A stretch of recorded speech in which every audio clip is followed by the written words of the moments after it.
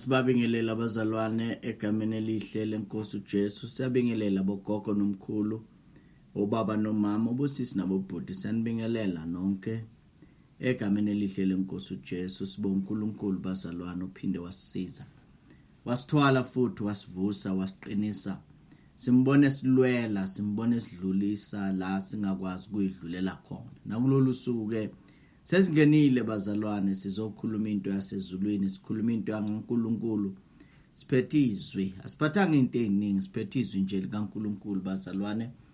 Lithi iBhayibheli wakhuluma kwabakhona. So namhlanje siyakholwa ukuthi kukhona inkosi yethu mayisimbulela kona bese kuyafezeka egameni likaJesu. So nakulolu suku ke siyaphuthuma bazalwane, sisakhuluma yona indaba lapha ya Ephesians chapter 6 verse number 10 to verse number 12. Sisafunda lapho sikwazi ukuthi ke sichubekele phambili nale ndaba esesiqalile esibuka khona ukuhloma izikhali zikaNkulunkulu. Siyafunda ke bazalwane Ephesians chapter 6 verse number 10 kuthiwa, finally my brethren, be strong in the Lord and in the power of his might.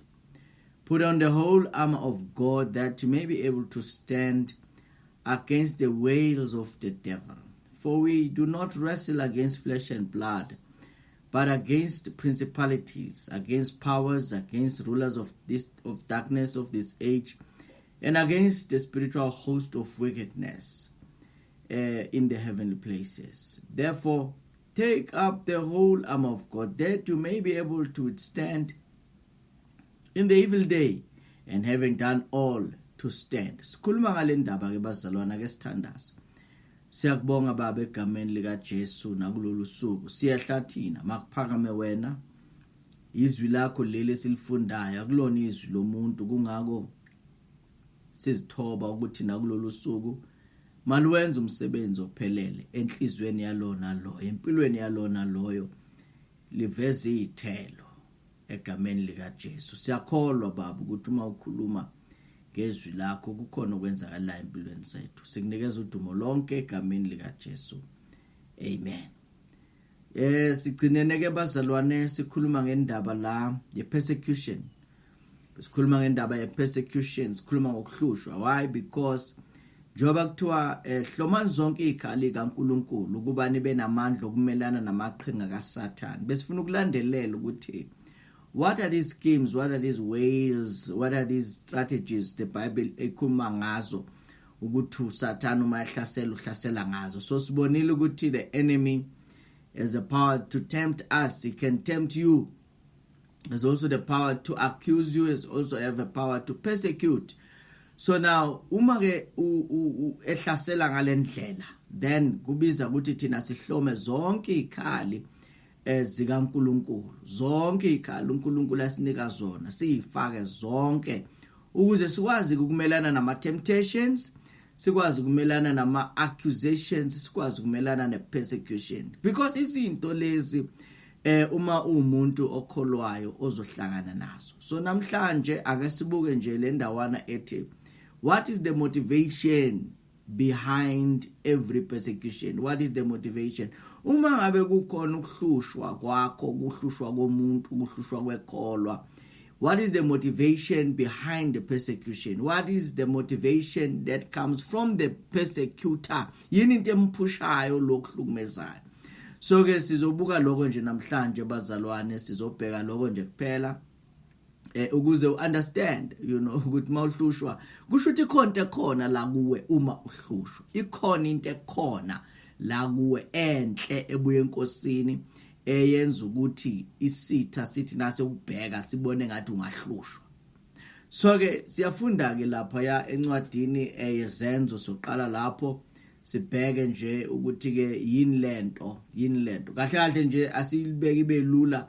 I-jealousy bazalwane, i-jealousy yona motivation enkulu, enkulu behind persecution. Jealousy is the biggest motivation behind every persecution. So asifunde ke lapha ku Acts chapter number 5 verse number 17 to 20 kuthiwa la ke, then the high priest rose up.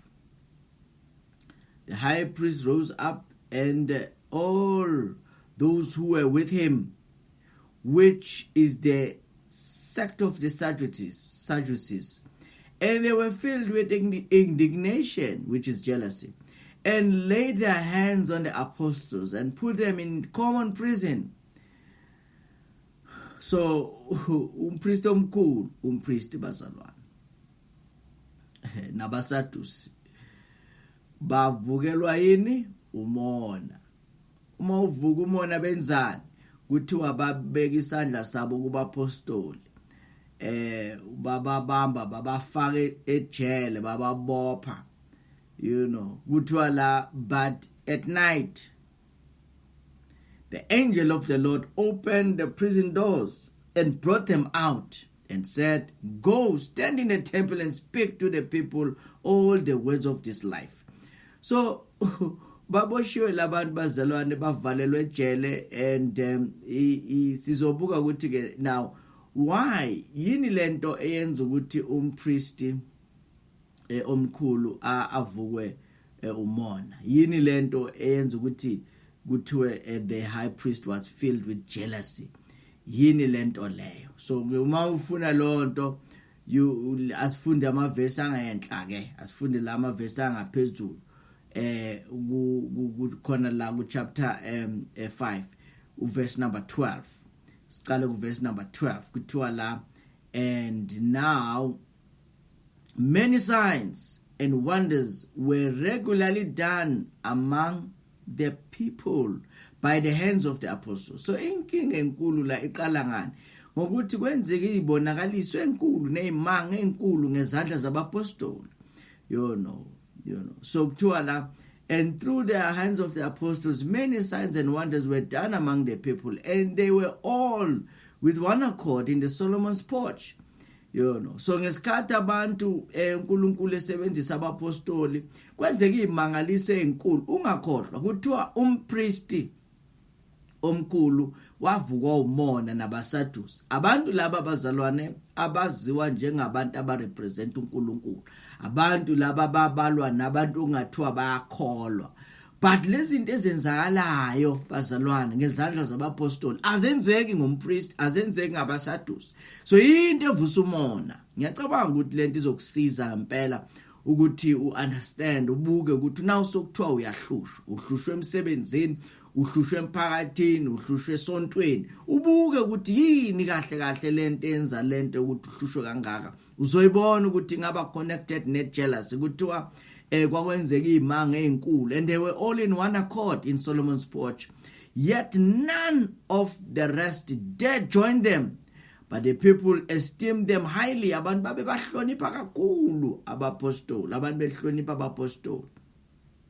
And believers were increasingly added to the Lord.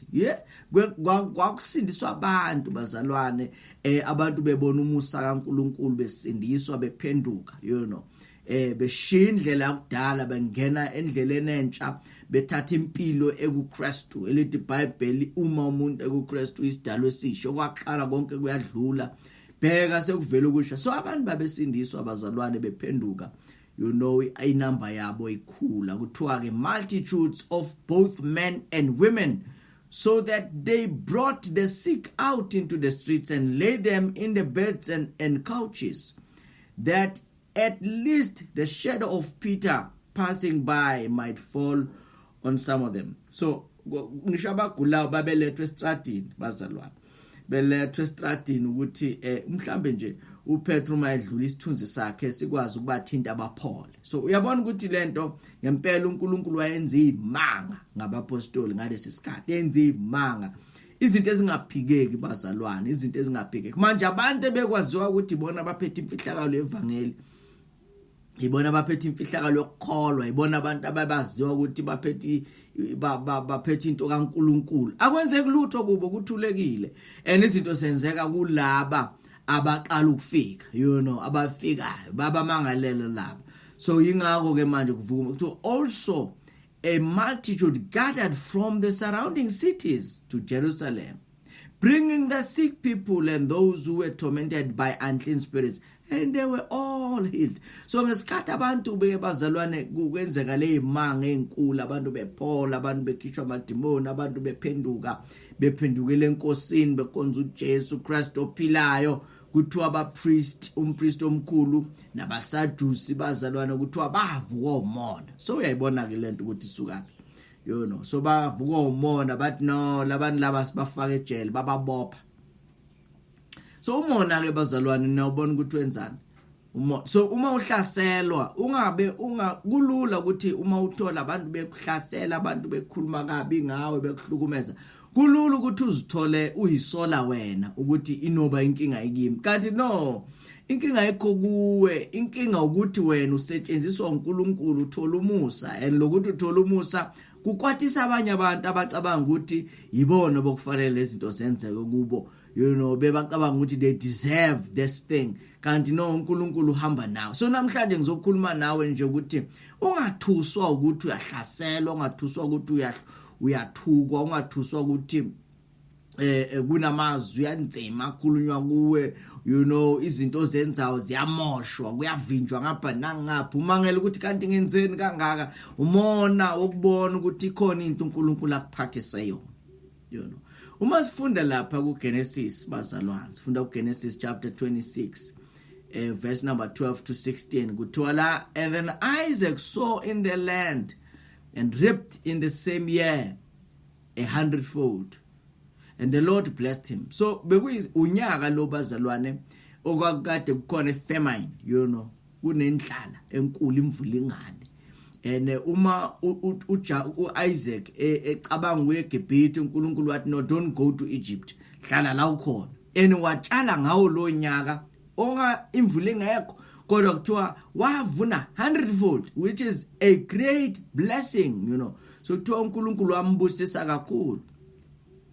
Bese lithi ke, the man began to prosper and continue prospering until he became very prosperous. He began to prosper and he continued prospering until he was very prosperous, for he had possessions of flocks and positions of head and a great number of servants. So the Philistines envied him. The Philistines envied him.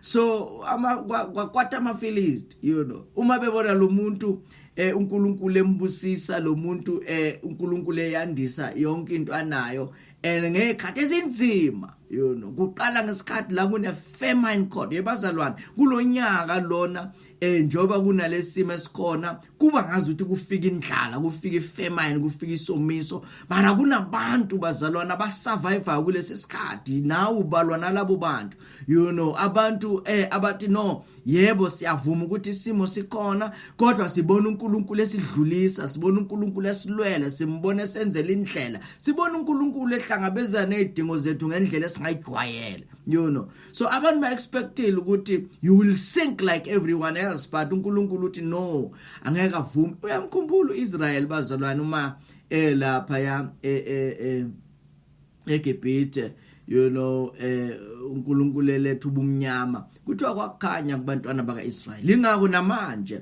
kubantwana bakaNkulunkulu kuyakhanya bazalwane, kuyakhanya. Enuma kukhanya empilweni yakho, kungenzeka lonto iletha umona kwabanye la kumnyama khona. So the Philistines envied him.